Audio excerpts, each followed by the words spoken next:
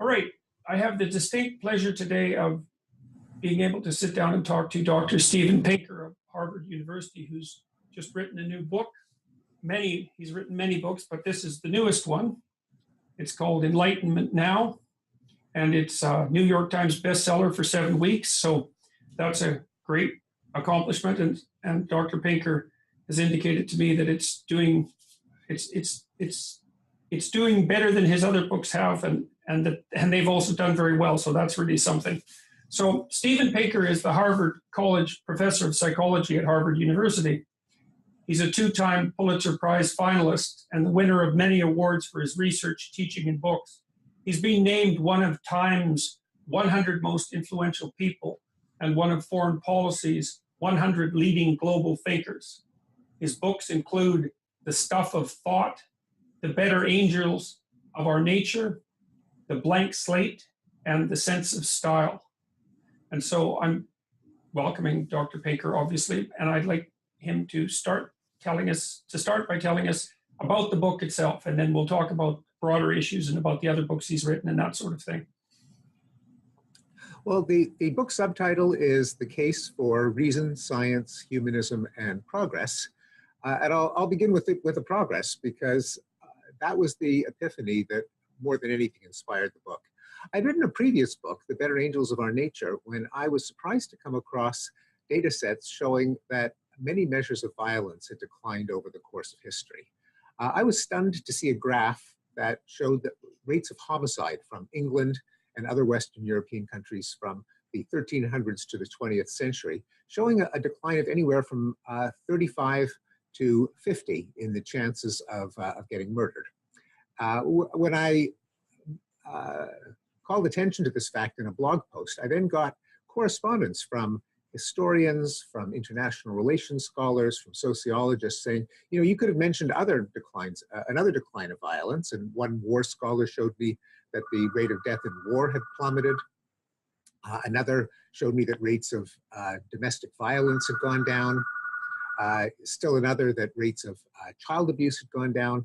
And I realized at the time that there was an important story here that was that had to be told, that these different declines of violence ought to be presented to the world in between a single pair of covers, just because it did seem to be something of a pattern.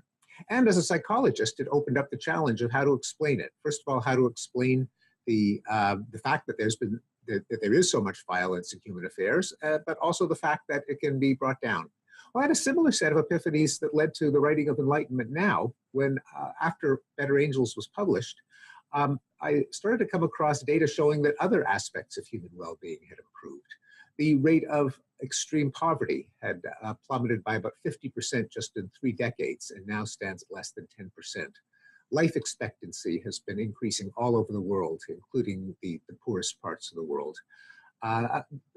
The number of kids going to school has increased, including girls. More than 90% of people under the age of 25 on the planet are literate now.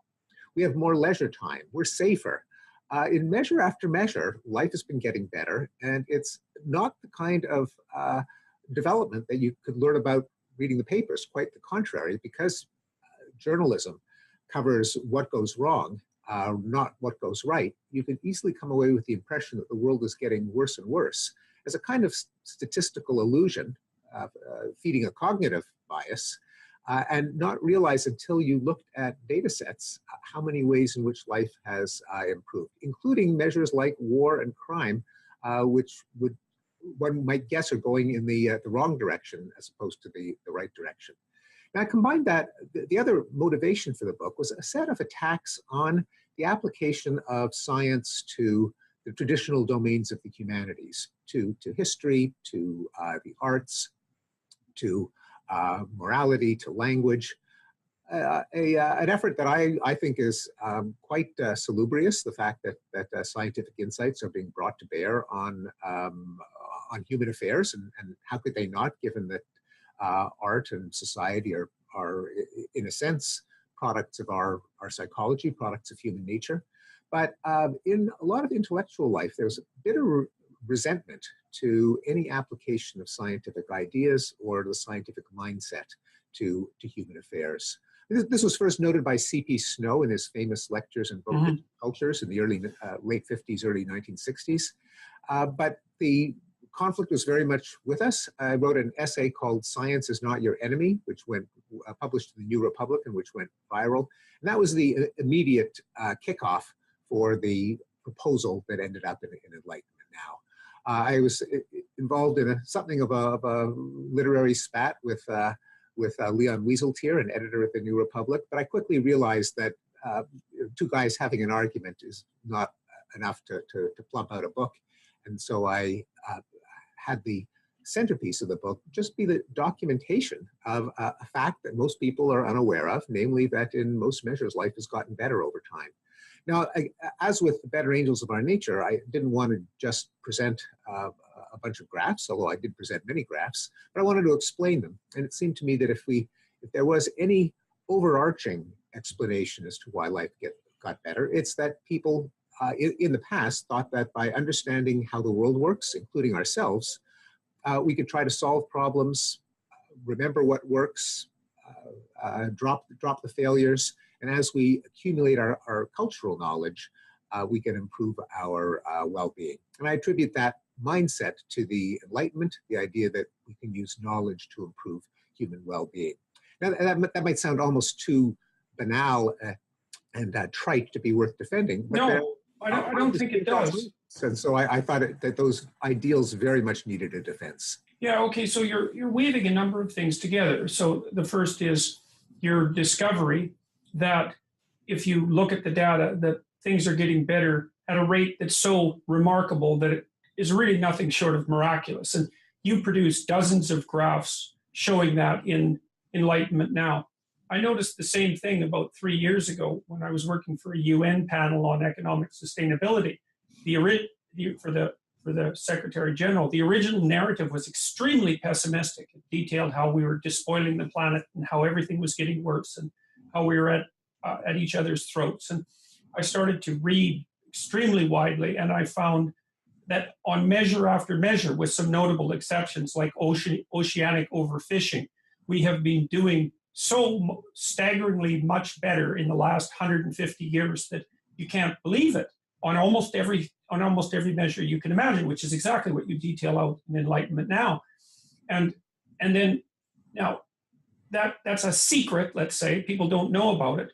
And that's strange. And then you also associated it with a critique of the Enlightenment and scientific rationality. And it seems to me that you're implying, or perhaps you're stating explicitly that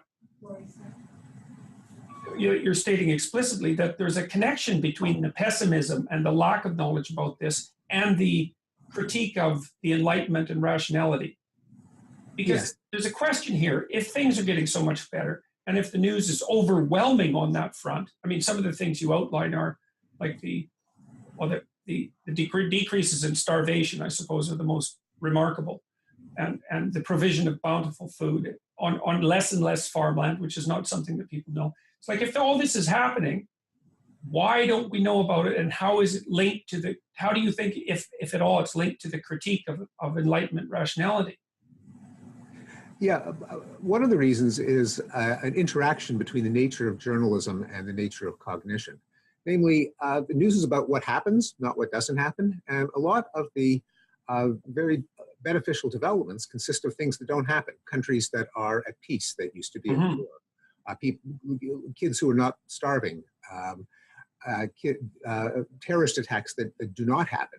You never see a journalist saying, I'm reporting live from a country that's been at peace for 40 years. But if a war breaks out, you can be sure that we'll hear about it. All the more so now that a majority of humanity consists of on-the-spot video journalists, thanks to smartphones. Also, bad things can happen quickly. Things can blow up. Wars can start. A massacre can happen. But good things aren't built in a day, and they often consist of incremental improvements of a few percentage points a year that compound, that accumulate, but that can never make the news because they never happen all of a sudden on a Thursday in October. Together with all the cognitive impediments to understanding the state of the world, the fact that news reports memorable events, and we know from these study of the cognition of risk and probability from Daniel Kahneman and Amos Tversky, that we tend to assess probability and risk by a shortcut called the availability heuristic. Namely, the easier it is to dredge up an example from memory, the more likely we think something is. And so people think that tornadoes kill a lot of people, but they don't realize that falling off of ladders kills far more people. Just because when someone falls off a ladder, it doesn't make the news, but when there is a tornado, it does. Yeah, do you know that solar power kills more people than nuclear power every year? I did not know that, but it doesn't surprise me because nuclear power kills no one. But well, and I suppose installers fall off roofs. That's exactly right. Installers fall off roofs. Yeah. Yes. Okay. So perfect example. Yeah, exactly. And well, so that's interesting. So you can imagine that. So good news is, or bad news is sudden. It's dramatic. We're tilted towards the processing of negative information in any case. That's right. And we don't naturally compute a ratio between occurrences and non-occurrences, which is, of course, what goes into probability and rational assessment of risk and probability. So there's that, but it's more than that, because in intellectual life, in large parts of academia, among commentators and pundits, there is an ideology of decline. It goes back to the 19th century, part of the counter-enlightenment that arose as a reaction to Enlightenment hopes for progress and rationality, that said that holds that society Western civilization is teetering on the brink, or it's circling the drain, and it's going to collapse any time now, and it's up to the intellectuals and commentators and to point out how decadent and degenerate society is. And to people like that, news about progress comes almost as an affront. The reaction is, hey, we've been warning all of you about how society is on the verge of collapse. Don't come around and tell us that everything's going fine. What are we going to do now? Yeah, and you identify a lot of that with the romantic types like Rousseau. And when I was reading, I wondered too, there's a powerful Marxist narrative that's run its course for about 130 years too, that's predicated on the idea that there's an oppressed class and an oppressor class, and that narrative seems also to thrive on, or to be affronted by the idea that the current system might be producing benefits across the board. I think you do, in fact, in one part of the book, ask about whether or not these benefits are only accruing, for example, to the rich. And that doesn't seem to be the case as far as the data indicate. Is that a fair? Quite the contrary. The most dramatic improvements have been at the bottom among the extreme poor, where the proportion of the world's population living in extreme poverty has fallen over the last couple of centuries from probably around 90% to less than 10%. And the United Nations has set as one of its Millennium Sustainable Development Goals to eliminate extreme poverty everywhere by the year 2030. That's probably too optimistic, but the fact that it can be set as a plausible aspiration is itself astonishing. Well, I know the UN had set as one of its millennial goals the halving of absolute poverty between 2000 and 2015, and that was accomplished by 2012. So, exactly, ahead of schedule. Yes, exactly, and that should have been headlined everywhere. Marxism has a complicated relationship to progress, because Marxist doctrine actually does lay out a pathway to progress. Unfortunately, that pathway consists of violent class conflict. It isn't the Enlightenment ideal of progress through problem solving, the prosaic belief that nature throws problems at us, and if we apply brain power, we can gradually chip away at them. Yes, incrementally. Progress is quite different. And you're right that there is a pretty strong, that there are critiques of progress both from the left and from the right. But from the left, there is a kind of contempt for institutions like markets, like liberal democracy, that deserve a lot of the credit for the progress that we've made, and that lead to, at least in the academic left, a despising of the very idea of progress. And I found that the only political faction is actually sympathetic to progress are the libertarians. There have been a number of rational optimist books in the last decade by people like Matt Ridley and Ron Bailey and Johan Norberg that had an overlapping mission to the one that I took on in Enlightenment Now, namely documenting progress. But both from the academic left and from the political right, there has been a contempt for the notion of progress for their different reasons. I mean, in academia, it goes back to the Romantics, to Rousseau, as you mentioned, but also to Schopenhauer, Nietzsche, Heidegger, the existentialists, the critical theorists of the Frankfurt School.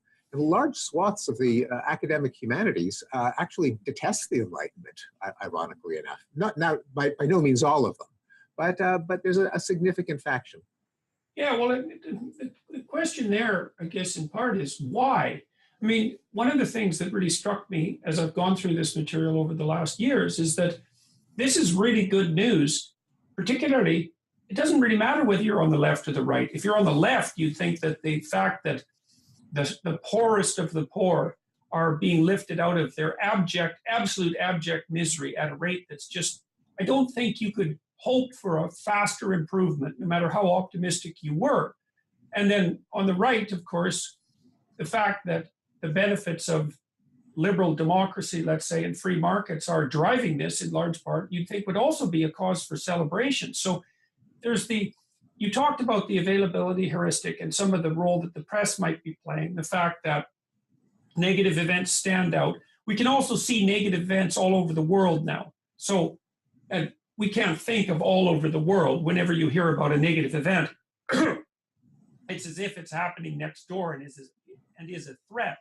So the breadth of our news is exaggerated and the coverage is exaggerated, but there still seems to me to be this mystery at the bottom of all this, which is in the face of such radically good news, why is there such an insistence that the system is corrupt, that we're going to hell in a handbasket, and that human beings are a cancer on the planet and everything is heading towards the apocalypse? It's so deep, and it doesn't seem to be moved by the facts much. I kind of think sometimes that it's a hangover from the Cold War, that was so deeply pessimistic for so long. It goes back before the Cold War. Certainly, as a psychological syndrome, it goes back at least to the Old Testament prophets, who combined kind of social criticism with foretelling an apocalyptic disaster. So that syndrome, that combination of moral scolding with predictions of doom, is something that our species quite naturally falls into. Mm-hmm.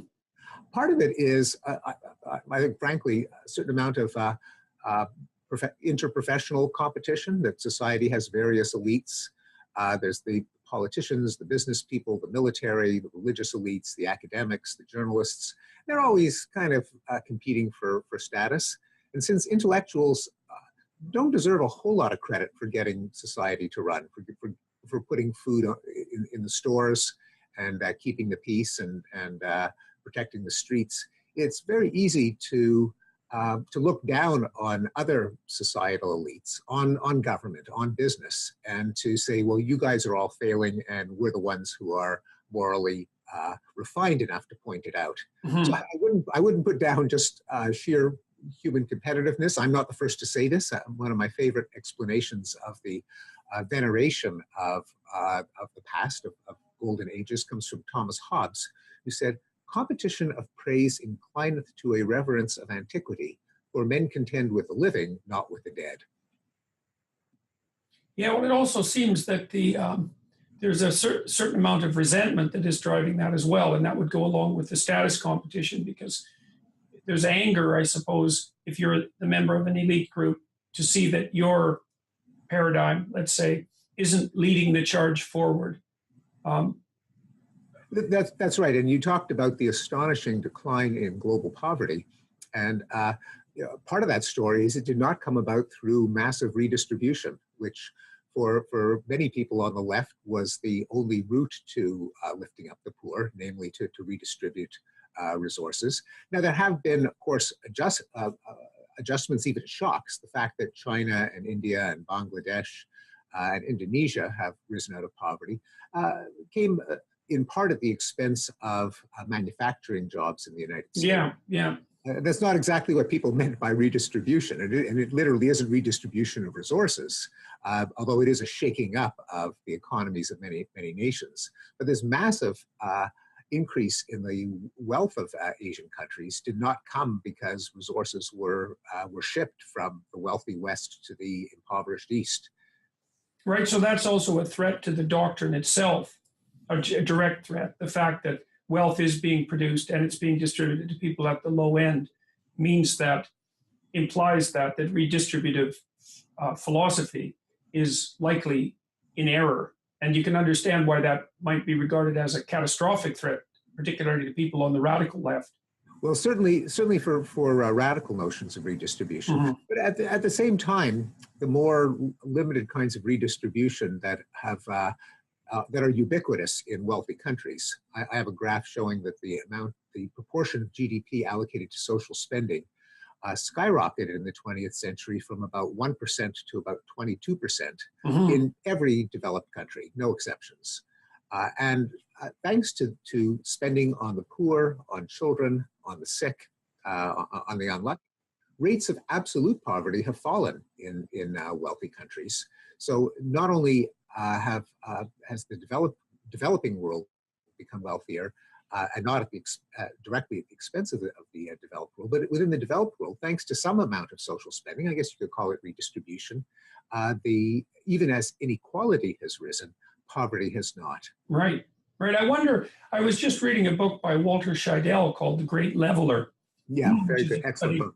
It is an excellent book. And one of the things he did was an empirical analysis of left versus right-wing governments, I think across the 20th century, but it might have gone farther back than that, to see if there was any difference in the Gini coefficient across the classes of government. And what he found was that there was no difference whatsoever. And he makes a fairly strong case that the only redistributive techniques that work are pestilence and war, essentially, and that's because they knock everyone down to zero. But you're making a different case, like an incremental case in some sense, which is that governments, perhaps regardless of their ideological proclivities in the 20th century, as they've become more wealthy, they have incrementally devoted a larger part of their resources to incremental improvements in, you might think about it as investment in the future rather than redistribution, or investment in social capital, education and healthcare and those sorts of things that. Well, it's probably some combination. It's a combination of investment in public goods, because of course the whole society is better off if everyone's educated. Also insurance. People support a safety net. That's the most popular euphemism for social spending, because you never know whether it's going to be you or your mother or your brother who's going to be in need in the lottery of misfortune. And then part of it is charity. The modern conscience won't allow the little match girl to freeze to death, right? Or the Jodes to bury Grandpa by the side of Route 66. And so I think social spending has been pushed along by all three. Right. It hasn't necessarily, in some countries, it probably has reduced the Gini coefficient. In Western European countries, which have a more aggressive system of taxation than the United States or Canada. But more important than the Gini distribution is that it's reduced the number of people living in poverty, which I argue is the morally relevant measure in any case. Yeah, well, those two things are complicated, because obviously you want to raise people out of abject poverty. I mean, that's a zero argument proposition, and that seems to be happening very rapidly. The question after that, I suppose, is to what degree does the remaining degree of inequality that's generated by productive capitalist systems also constitute a social threat? Because there is evidence, I think it was reviewed best in the Spirit level, that as inequality increases, rates of male homicide, for example, increase, and all sorts of other negative measures. So there's some weird interaction between raising absolute levels of wealth and ensuring that inequality doesn't, exceed some hypothetical optimum that needs to be considered in social policy. And yeah, I cite some skeptical reanalyses of the data in the Spirit level, and probably absolute prosperity matters more than inequality in determining social health, such as happiness, crime, other kinds of social pathologies like drug addictions. It's not easy to tease them apart. No, no, definitely not. Countries like Sweden are very egalitarian, but they're also very rich. And right. like right. Uganda are more lopsided, but they're also very poor. And so it takes a little bit of statistical wizardry to tie them apart. And my reading of the literature is that it's actually prosperity that is more important than inequality. But also, and this is a point that in the psychological literature was emphasized by Christina Starmans and Paul Bloom, that what people sometimes think of as an aversion to inequality, to people having different amounts, is actually an aversion to unfairness. Right, to injustice. That what really infuriates people is that they think that the people at the top have ill-gotten gains. Right. People, if they sense that the system is basically fair, that either greater effort, talent, or even luck result in an unequal distribution, an impartial lottery, for example, they're okay with that. It's cheating that really gets under. Yeah, and people are really good at remembering cheating and recognizing it as well, and it sticks in the memory. Yeah, so okay, so there's something we could talk about for a minute, because there's there's political, what do you call, rumblings about the fact that I think a lot of this is generated by the radical left types, particularly on the campuses, that the system is rigged and that it's an oppressive patriarchy, and that the reason that people are at the top is because they played power games. And it's this. My sense is that the construal is that we're ethnic or racial or gendered groups, and we're competing in the Marxist manner, and those who win have won because of oppression. But I know the literature on the relationship between individual differences and long-term life success in the Western world, and the literature is actually very clear. So intelligence seems to account for about 20% of the variance in long-term life success. And then trait conscientiousness accounts for perhaps another maybe 10 to 15%.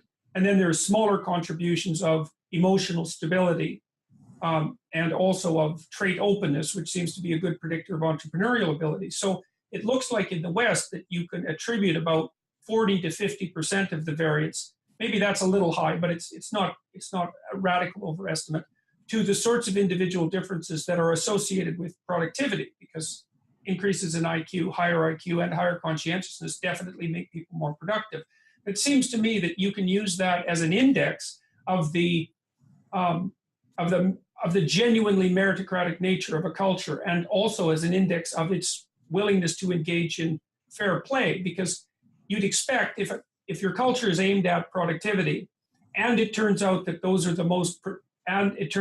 most productive people are in fact differentially rewarded, that seems to me to be a reasonable index of the success of the society. Now, that data still leaves 50 to 60% of the variance unexplained, and so you could include racism and prejudice and the tyranny of the system and blind luck and physical health and all the arbitrary and random events that determine whether someone is successful or fails in life. But it does seem to me to provide a metric saying that not only is our society crazily productive and reasonably good at distributing the spoils, even though there's still some inequality, but that a fair bit of the inequality is actually generated as a consequence of differences in genuine productivity. Does that seem reasonable to you? Yeah, I mean, it ought to be obvious and banal, except for the fact that in a lot of intellectual life, the assumption is that the correlation between psychological traits and success is zero. So the fact that it's, let's say it's 40%, let's even say it's 33%. That's a lot higher than most people are willing to acknowledge. And what you said is exactly right. That leaves more than half of the variance not to be correlated with individual differences. And of course, various inequities could go into that 50 or 60%. And they're not mutually exclusive. It seems hard. We know that there's a lot of gaming of the system, particularly in the United States, by the wealthy.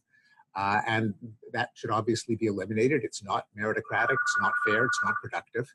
One could also ask another question is whether the rewards that go to the talented are necessarily in sectors that lead to what we might call productivity, in the sense of increasing societal wealth. And an argument can be made that there's some misallocation of intellectual resources, that we have, that the economy is too driven by finance, that there are too many lawsuits, the legal system is to each other, and so underestimated by intellectuals. This does still leave a place for criticizing a number of the ways in which our economy is set up. There's always scope for improvement.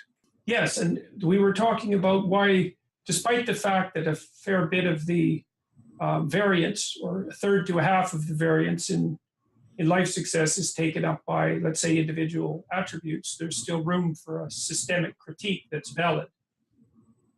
Yeah, one of the pathologies of intellectual life that I wrote about in The Blank Slate, about the denial of human nature, was that in polite company, in intellectual circles, the amount of life success determined by inherent and largely heritable psychological traits has to be zero. I mean, that's just the only acceptable position, and you and I know it's not zero. Well, also, just let me interject for one sec. There's a fairness element there. But the other thing is, it seems to me that that's extraordinarily self-serving of people too, because, if you get together with a group of Harvard professors, for example, it's pretty obvious that their innate intelligence is one of the factors that determine their success. And to deny the fact that heritable differences make a difference means perhaps to act as an avatar of a social justice orientation, but equally to deny the role of the benefits of chance in your own success, and to therefore lack a certain degree of humility that you might otherwise be required to have. So it's not all, and I'm not claiming that you were implying this at all, but it's not all in the service of higher social ideals that people deny the contribution of heritable components, for example, the birth lottery. So, whoops, we just, okay. Unfortunately, the video just froze.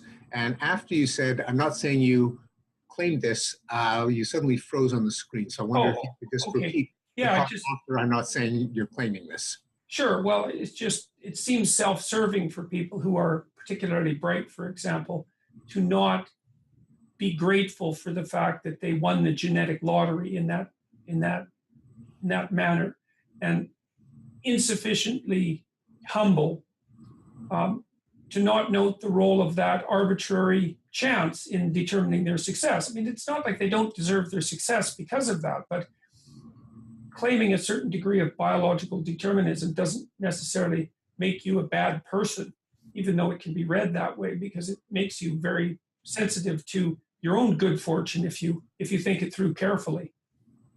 Oh, absolutely. In fact, successful people are the winners of at least 3 lotteries. One of them that you mentioned, of course, is the genetic lottery, the fact that some people were born with greater intelligence and conscientiousness and openness to experience.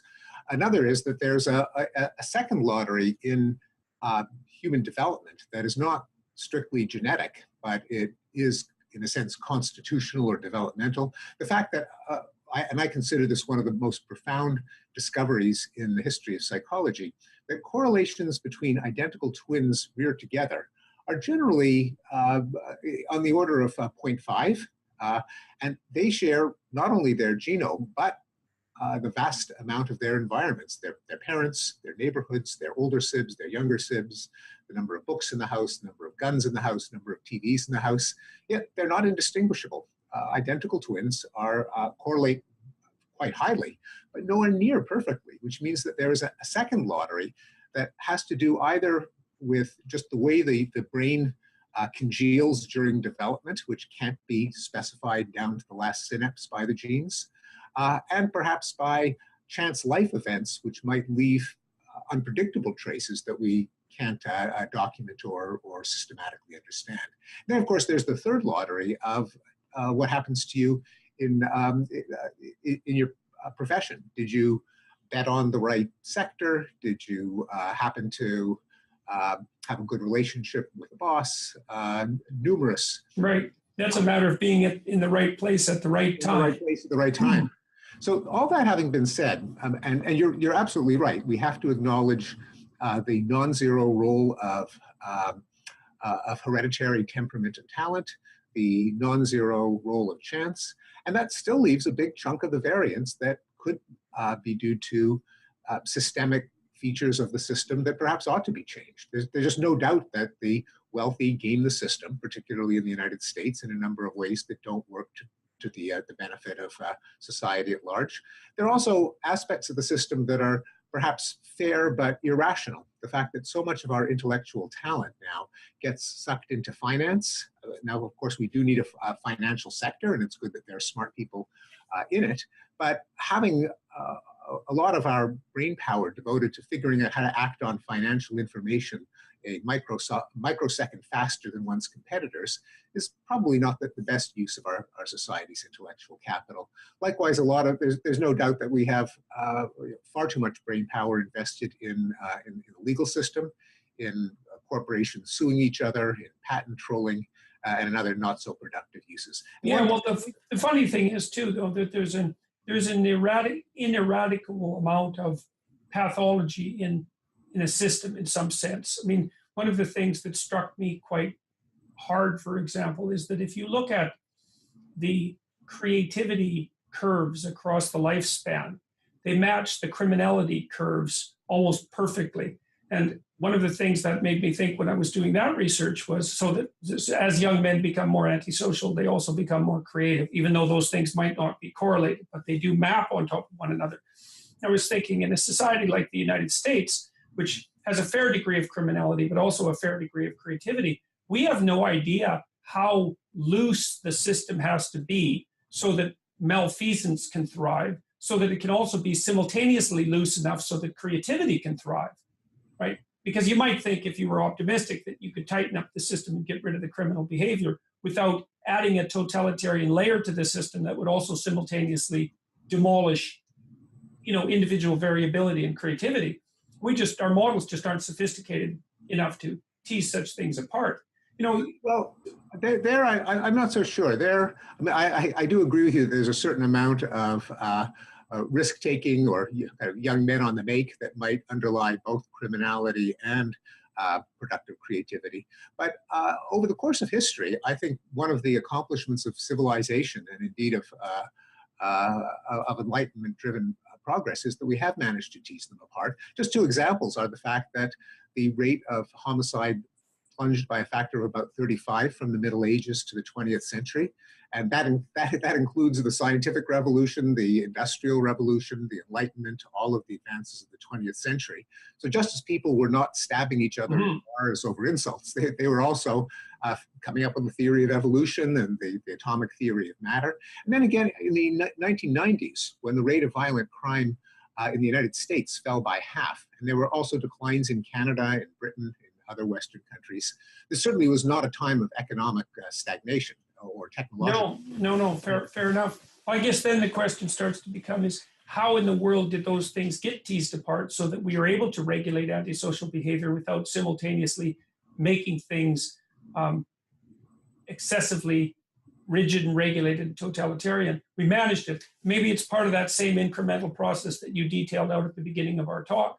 Another thing that struck me about your book that was quite interesting, I thought, was that you list the names of a very large number of totally unsung heroes.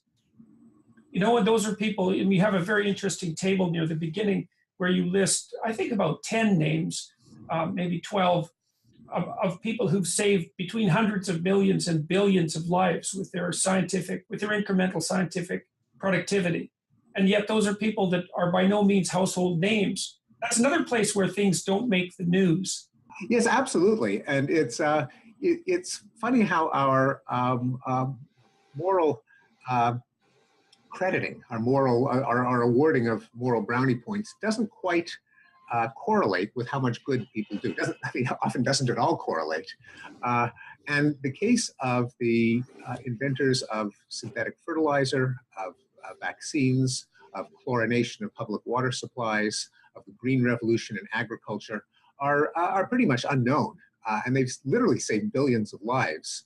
Whereas various reformers and prophets and agitators are pretty well known. A number of certainly people who are sainted by the Roman Catholic Church, who have to perform a miracle that might result in saving one life. Of course, it in fact did not, because miracles don't happen.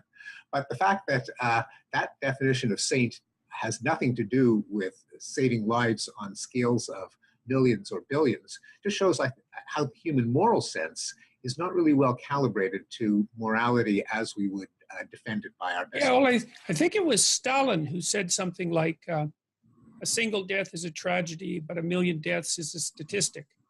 And maybe he actually didn't say it, but it's conventionally attributed to him. So let's say he said it. Yeah, yes. well, and for good reason. I mean, I suppose Mao could have said it too. Or exactly, that's right. I guess maybe the same thing plays in reverse, say, is that the saving of a single life has a narrative punch, and the incremental savings of 100 million lives, especially through prevention, that's another problem, right? Because prevention isn't dramatic, because the terrible thing merely doesn't happen.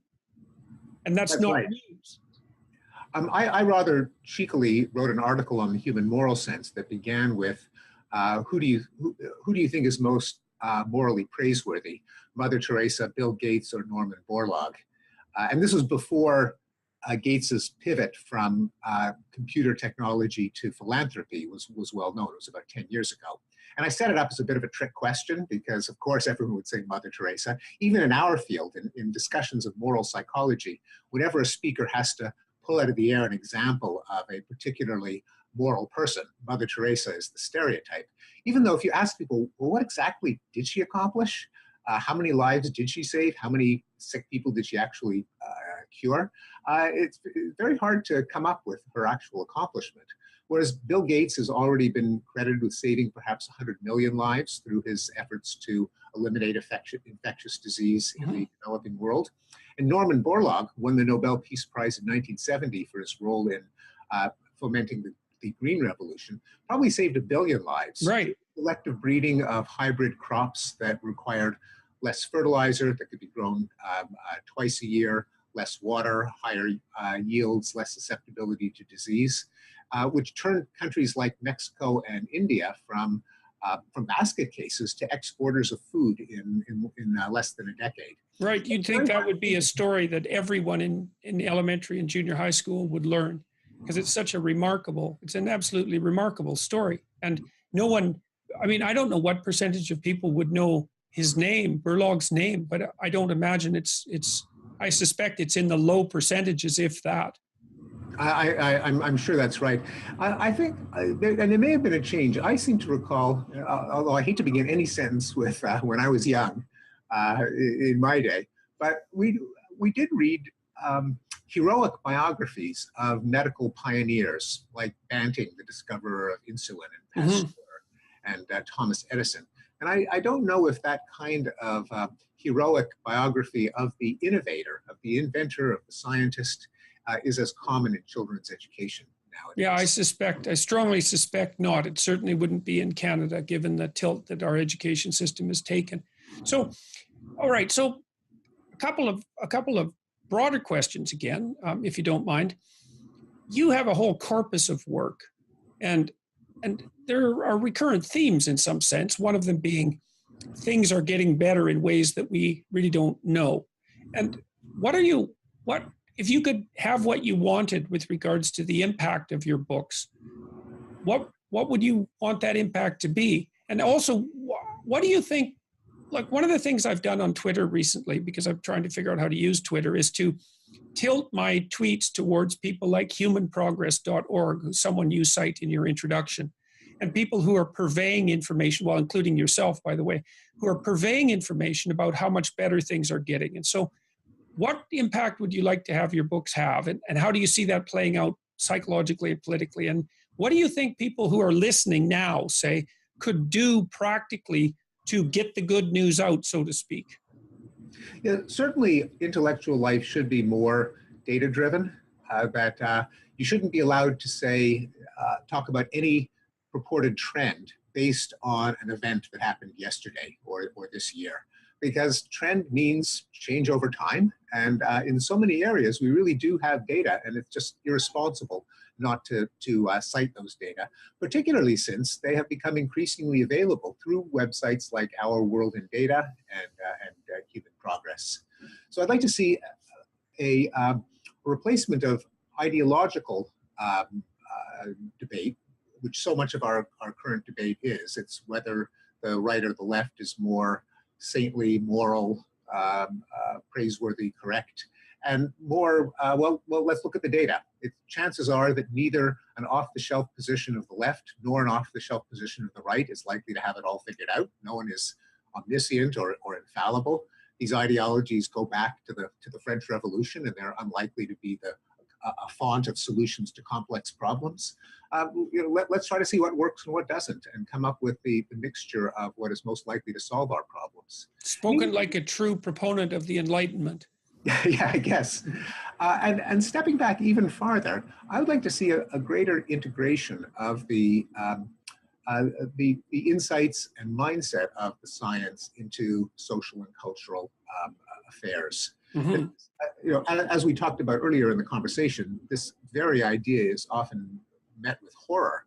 Yeah, well, you don't. The humanities types, I suppose, in some sense, aren't very happy with the idea that they'd have to learn statistics, and I have a certain amount of sympathy for that perspective, but. Well, there is a horror at the expanding realm of number and data, Mm-hmm. And a horror at the thought that ideas about human nature from science, from evolutionary psychology, from behavioral genetics, from social and personality and cognitive psychology, might be brought to bear on our understanding of society, of justice, of art, literature, and fiction. Quite contrary to the mindset of the Enlightenment, where all of the Enlightenment philosophes were pretty serious psychologists. I mean, the field didn't exist at the time, so they weren't called that, but they mined the observations from travelers and missionaries and explorers about the ways of other cultures. They relied on their own observations and common sense. They tapped into what brain science existed at the time. So it's hardly a radical idea Mm-hmm. that our understanding of art and culture and society should be informed by our understanding of human nature. But now that the disciplines have become so professionalized and they're housed in different buildings on campus and they're rivals for the money from the dean, there's great hostility to the old Enlightenment idea of consilience. Right. There's often a paranoid fear that this means that the sciences will take over the humanities, which of course is preposterous. They wouldn't want to, they couldn't. No, and I think the sciences can really inform the humanities. I mean, and vice versa, yeah. Mm-hmm. Well, as I've been trained as a scientist, my appreciation for the humanities is actually substantially deepened. So same here.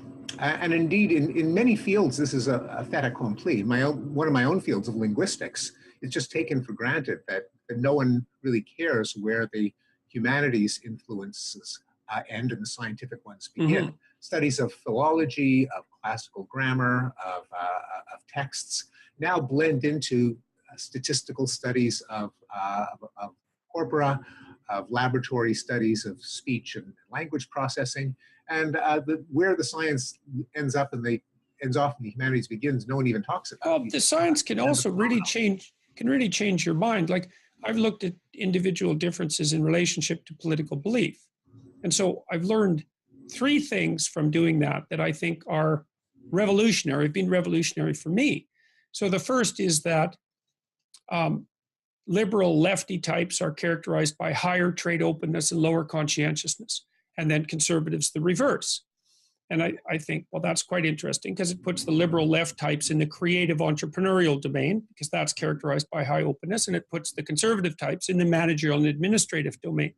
And so that implies that the liberal left types create new ideas and new enterprises, including entrepreneurial enterprises, because the data there is fairly solid, whereas the conservative types manage and administer those enterprises. And so each needs the other.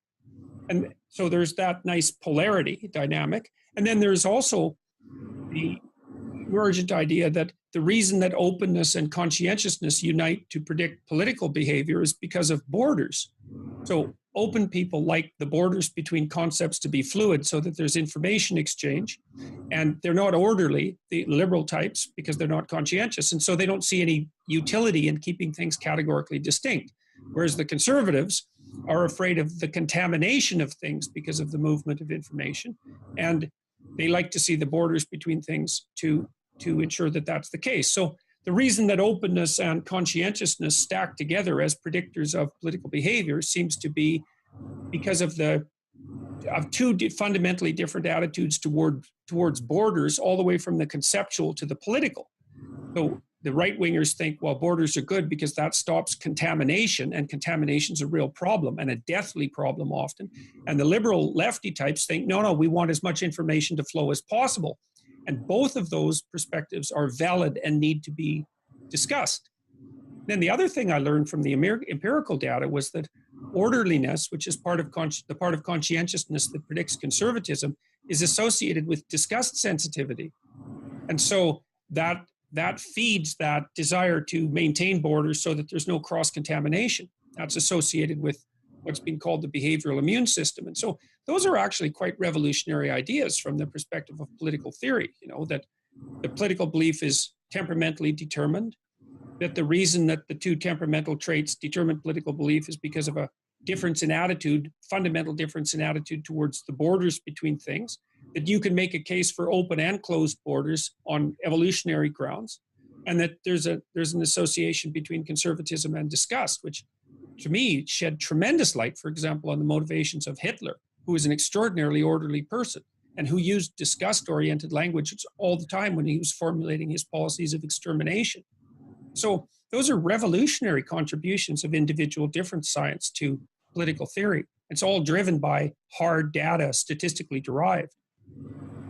Well, I agree, and I can sense the kind of paranoid reaction that these claims might elicit among some traditional political theorists and thinkers. That, are you saying that that conservative beliefs are nothing but an expression of disgust sensitivity? And of course, it doesn't apply that.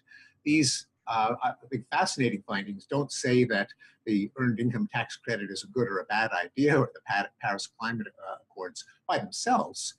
The issues still have to be decided on their merits. Mm-hmm. On the other hand, if you are aware of your own potential biases, then that is a source of insight. It's a source of understanding. It could cause you to step back from your own convictions and be more receptive to arguments on both sides. Mm-hmm. Of course, it's definitely done that for me. But it can't not be helpful. It can't not be an important source of insight as to how political debates unfold.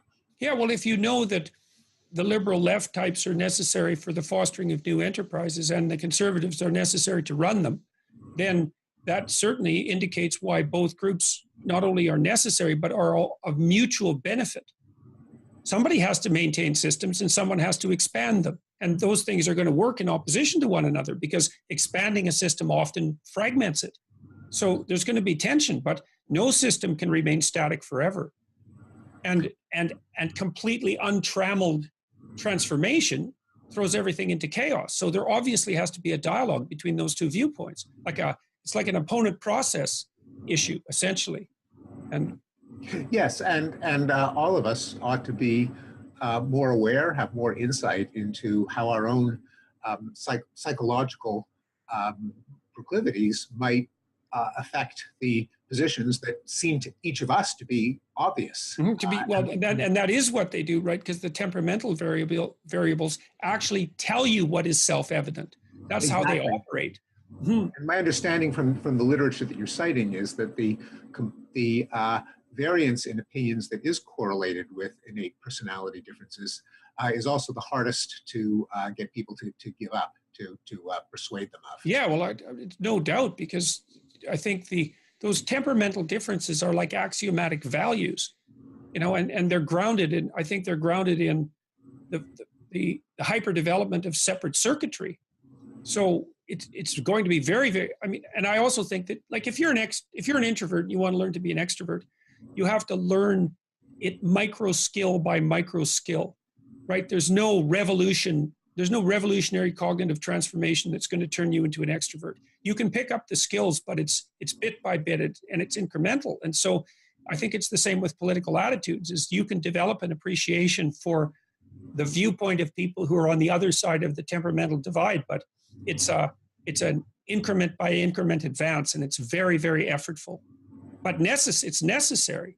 You know, it's been really useful to me to see where the cognitive, sociological, political utility of both political temperaments lies, and why it's so crucially important. I mean, with regards to disgust sensitivity, I mean, you might think, well, that's purely reductionistic with regards to the conservative viewpoint, but you know, a lot of people in history have died as a consequence of cross-cultural contamination, right? I mean, there are estimates that up to 90%, maybe even 95% of the Native Americans perished because of their exposure to the Spaniards, right? And so the idea that contamination is a problem when two things that were distinct unite is a truism, and it's a powerful evolutionary force. And equally powerful is the observation that, well, yeah, despite that though, the benefit of information flow, free information flow and trade is so overwhelming that you can't throw the baby out with the bathwater. Yes, it's a case where the evolutionary adaptive value of a motive or of an emotion is explicable. And we can also recognize that thanks to advances in science and technology, the emotions themselves are no longer particularly effective defenses against, in this case, infection by pathogens. We have much better ways of protecting ourselves, but we are stuck with these ancient adaptations, which are no longer quite so adaptive and indeed may even be harmful, especially when they're extended metaphorically, right, to treat other people on the metaphor of contaminants or pathogens. And you're certainly right that in Hitler's rhetoric, despite the fact that he is often claimed to have used eugenic ideas to motivate the genocide against the Jews, much more of his language came from pathology and Pasteur and microbiology. Oh yeah, it's contempt and disgust, man. You bet. Yeah. There was parasites. Parasites, exactly. Yeah. It's really microbiology, not genetics, that gave Hitler his toxic ideas. So I thought we might close by, I have a question for you about your derivation of these moral virtues, specifically from the Enlightenment. And I'm curious about that because, well, first of all, you could make a case that it wasn't so much the Enlightenment as it was specifically the rise of empirical science. And then you could, of course, have a discussion about how those two things are related. But I'm also curious, I've been reading Ian McGilchrist's book, The Master and His Emissary, and McGilchrist makes a pretty strong case, I would say, that the rationalistic Enlightenment values are in some sense a consequence of the articulation of an underlying set of principles that are more metaphoric in nature, more narrative in nature. It's a case I also made in my book, Maps of Meaning, and to some degree in 12 Rules for Life, that the Enlightenment project and its rationality is nested inside a deeper web of metaphor and ritual and image that would be associated with longer scale cognitive processes, some of which are expressed in religious thinking, but some of which are grounded in not so much rationality as in motivation and emotion. And I mean, the way your book is structured, and I think the way Enlightenment thinkers think, is that there was a miracle of sorts that occurred sometime in the last 300 to 500 years, and people woke up and became rational. And then the question is, to what degree was the ground for that awakening prepared by events that weren't the awakening itself, but that were associated with other processes? And I'm just curious as to what your thoughts are on that. Yeah, so there's nothing new under the sun, and a good intellectual historian can find the antecedents of any intellectual movement in various precursors. You know, it's hard to, I don't think there's a lot in the Enlightenment that can specifically be attributed to religion, particularly Christianity, just based on the fact that it was already around for 1,000 years and nothing much happened. So it couldn't be religion itself or Christianity itself, although there are, as you say, there are strands that were carried over. In particular, and this is an insight that I got from my other half, Rebecca Goldstein, my wife, who you've appeared on stage with. Right, yes. To point out that one thing that the Greeks didn't have that Christianity did was the idea of compassion for the weak and universal human flourishing. You don't really have that for all of the brilliance of ancient Greece. That wasn't a big theme. But the Enlightenment, of course, did not spring out of nowhere. If I were to identify the antecedents, what happened prior to the 18th century that allowed it to unfold then, as opposed to a couple of hundred years earlier or a couple of hundred years later?